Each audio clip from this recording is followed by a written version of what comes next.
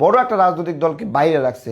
BNP ভাবছিল যে আওয়ামী লীগ বাইরে থাকলেও সমস্যা নাই, আওয়ামী লীগ বাইরে থাকলে কি সমস্যা, বিএনপি হারে হারে টের পাবে। আমি অনেকবার সতর্ক করছি, অনেকবার একটা বড় রাজনৈতিক দল যদি একটা, ধরেন বিএনপি সবচেয়ে বড়, আওয়ামী লীগ তার চেয়ে একটু কম বড়, ধরলাম এইভাবে, সেই বড় রাজনৈতিক দল যদি প্রচলিতভাবে নির্বাচনে অংশগ্রহণ করতে না পারে, তাদের একটা অংশ যে কোনো একটা অন্য একটা দলে গিয়ে সাপোর্ট দেবে। এই অবস্থা পরিপূর্ণ গণতান্ত্রিক ব্যবস্থা না, যে এক দলের ভোট আর এক দলে গিয়ে পড়বে এবং সে সরকার গঠন করবে। এইটা কোনো সিস্টেম না। পূর্ণভাবে যত রাজনৈতিক স্টেক হোল্ডার আছে তারা তাদের অবস্থান করবে। আপনি আওয়ামী লীগের ভোটারদেরকে বলতেছেন ভোট দিতে পারবে, কিন্তু তাদের প্রার্থী হতে দেওয়ার সুযোগ দিবেন না। এই ডিজাইন আপনারা কই পাইছেন? এই গণতান্ত্রিক ব্যবস্থা কই থেকে আমদানি করছেন? আপনারা কই থেকে আমদানি করছেন? নিজেরা নির্বাচিত হওয়ার জন্য সংসদে যাবেন, এমপি হবেন, টাকা বানাবেন, এই জন্য একটা বড় রাজনৈতিক দলকে নির্বাচনে বাইরে রাখছেন। বিএনপি যে চুপ ছিল না, এই চুপ থাকার মাসুল দেবে একদিন। আমি বলতেছি, চুপ থাকার মাসুল দেবে, দেবে। সারাক্ষণ সোশ্যাল মিডিয়ায় প্রোপাগান্ডা, গুজবের পরে গুজব, মিথ্যার পরে মিথ্যা। এই যে সাদা শকুন কি বলল? স্বাধীনতার ঘোষণা নাকি দিছে অলি, ঠিক আছে? আবার কি বলছে? উই রিভোল্ট নাকি অলি বলছে।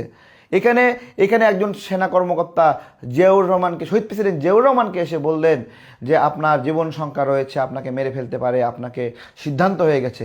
তিনি তোনার পুরা টিম নিয়ে বললেন উই রিভোল্ট। সেই ঐতিহাসিক উই রিভোল্ট। আমি 2011 সালে পুলিশি হয়রানির শিকার হয়েছিলাম। আমি একটা লেখা লিখেছিলাম, শহীদ প্রেসিডেন্ট জিয়াউর রহমান স্বাধীনতার ঘোষণা করেছেন 3 বার। প্রথম উই রিভোল্টটাই ছিল একটা স্বাধীনতার ঘোষণা, যে আমরা বিদ্রোহ করলাম, এটা একটা স্বাধীনতার ঘোষণা।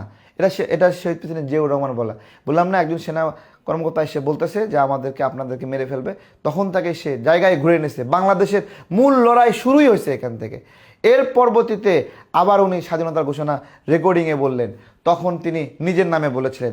তখন আওয়ামী লীগের লোকেরা বলল যে এখানে তো আমরা তো শেখ মুজিবুর রহমানকে কেন্দ্র করে রাজনৈতিক বন্দোবস্ত সাজিয়ে নিয়েছি, যুদ্ধ, মুক্তিযুদ্ধ সব কিছু আপনি তার নামে বলেন। তখন তিনি আবার বলেন আই অন বিহেল্প অফ শেখ মুজিবুর রহমান।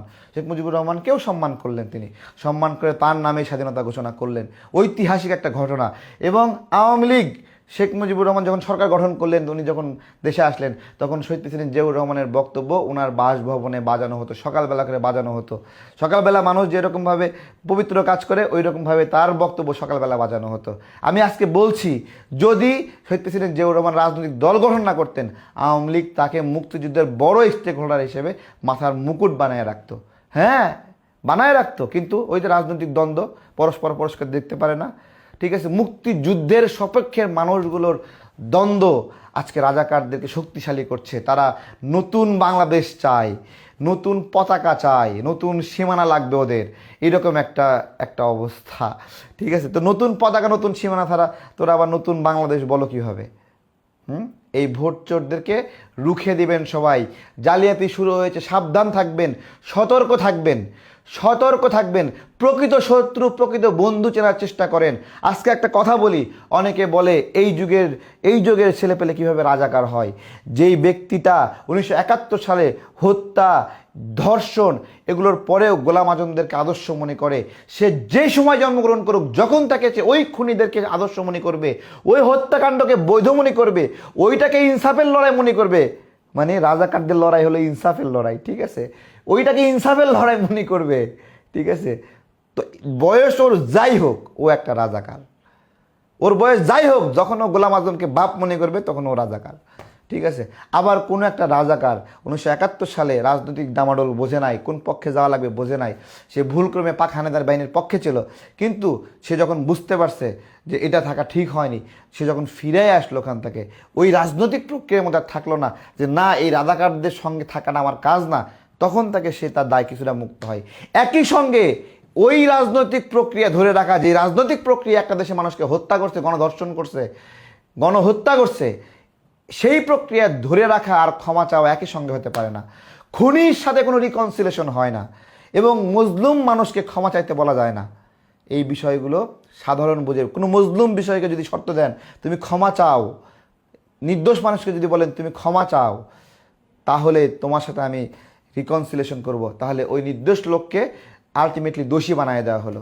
তেমনি কোনো খুনিকে যদি বলা হয় তুমি ক্ষমা চাও, তোমাকে রিকনসিলেট করা হবে, তখন ওই খুনিকে এইরকম একটা অবস্থা যে আপনি একটা বাড়ি, একটা সোসাইটির মালিক, সেই সোসাইটিতে আপনি কাউকে হত্যা করছেন, এরপরে বলতেছেন ঠিক আছে আমাকে ক্ষমা করে দাও, আমাকে এবারের মতো সোসাইটির সভাপতি নির্বাচিত করো।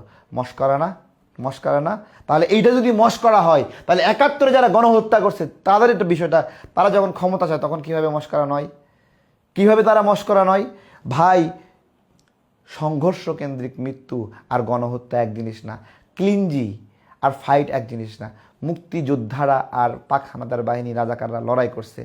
মুক্তিযোদ্ধা যদি কেউ মারা যায় বা ১০ জন মুক্তিযোদ্ধা মারা যাওয়া গণহত্যা না, ১,০০০ জন মুক্তিযোদ্ধা মারা যাওয়া সেটাও গণহত্যা না। কিন্তু সাধারণ একদম মজলুম সাধারণ নাগরিকদেরকে লাইন করে যে মেরে ফেলা, ওইটাকে বলা হয় ক্লিনজি, ওইটাকে বলা হয় গণহত্যা। হাজার হাজার নির্দোষ বেসামরিক নারীকে নিয়ে যে যখন পাক বাহিনীতে তুলে দেওয়া হয় ধর্ষণের উদ্দেশ্যে, তাদেরকে যখন এই রাজাকাররা ধর্ষণ করছিল, আলাপাতে ধর্ষণ করছিল, ওইটাকে বলা হয় গণধর্ষণ। ওইটা হলো গণহত্যার অংশ, ওইটা হলো ম্যাসাকার, মাস কিলিং। তো এগুলোর ব্যাখ্যা অনেক দিন বিস্তারিত আলোচনা হয় না, এগুলো নিয়ে পড়াশোনা হয় না।